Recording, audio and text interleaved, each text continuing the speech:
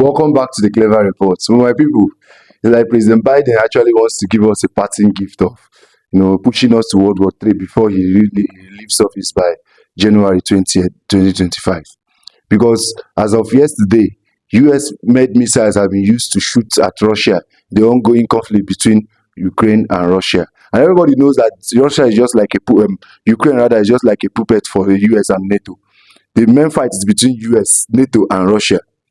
That's where this Ukraine is just like a proxy. And Putin has been saying, well, let's go back to the inception when the Soviet Union was disbanded. Because when the leaders of the Soviet Union they made a deal with the West with when I say the West in this context, I mean NATO and USA.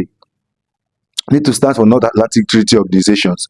You get they made a deal that if we disband the Soviet Union, if the Berlin Wall falls, then other countries will spring from that, which includes the modern day Russia. And then NATO agreed never to encroach east, an inch east. That's what NATO agreed in this deal.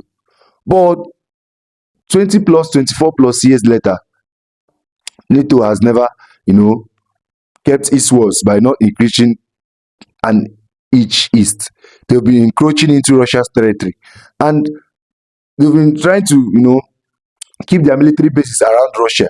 And Russia has been saying, Putin, if you go and read Putin's transcripts of Putin's addresses over the years at the security conferences, he has been saying, please, NATO is not, he's been shouting, NATO is not holding his own bargain of this deal. NATO is not told, but the Americans and the NATO generals will call his fluff and, do what they want to do.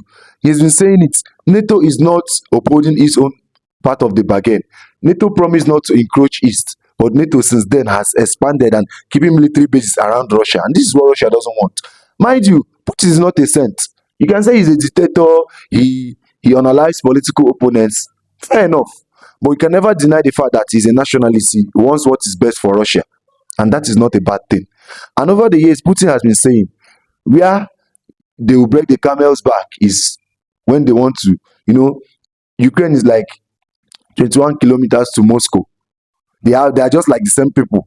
So it's part of eastern Ukraine. They actually speak Russian as they are like the native dialect. So they are like just the same people. Putin has been saying everything you're doing, going to Georgia, Albania, all these places.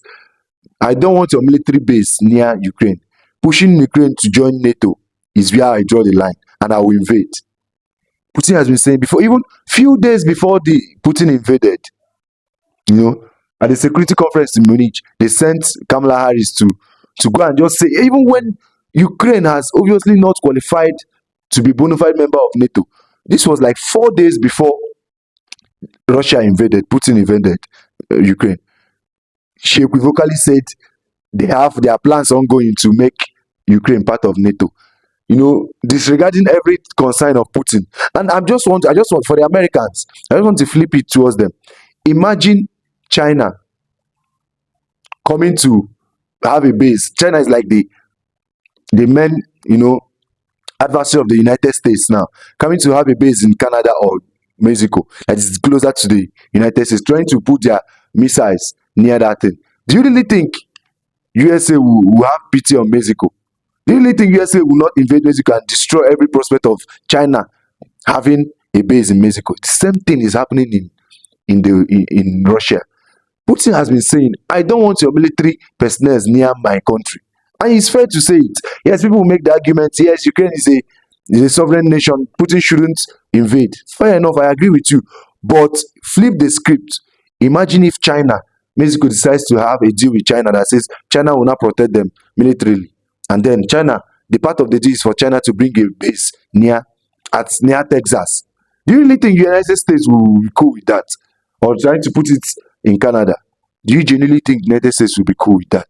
So, and the mainstream media will keep telling you, this conflict is not black and white. They'll just tell you Putin bad, USA and NATO good. No, it doesn't work like that. And now Putin is threatening nukes. And we all know what happens when, for example, if Russia shoots at USA and USA returns with their own nuclear Armageddon.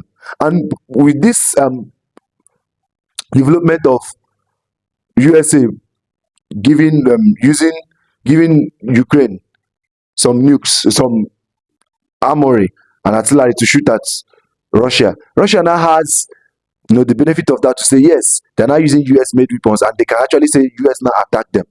And Putin has lowered the threshold of nuclear engagement. Now it's by his discretion. It's not about Putin doesn't have a Congress where you legislate and every other thing before this thing happens. And be it as it may, this is mad. MAD, mutually assured destruction. Nobody wins in a nuclear war. Nobody wins. And I don't know, the war hawks in Biden's cabinet don't really want to consider all these things. They want to leave us a parting gift. And we in Nigeria, we don't even have a say. We don't have a nuclear weapon, but we will be affected. So I want people to go and research. Stop watching CNN. CNN tells you Putin is the bad guy. You might say Putin is the bad guy, but in this case, it's not black and white. He's securing his own country, which every other nation, including USA, will still do the same. So please, we need to de-escalate.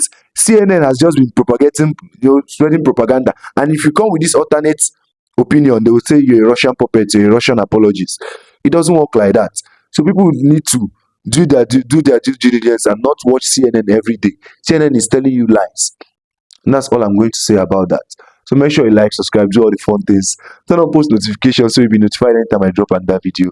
I love you, but God loves you more.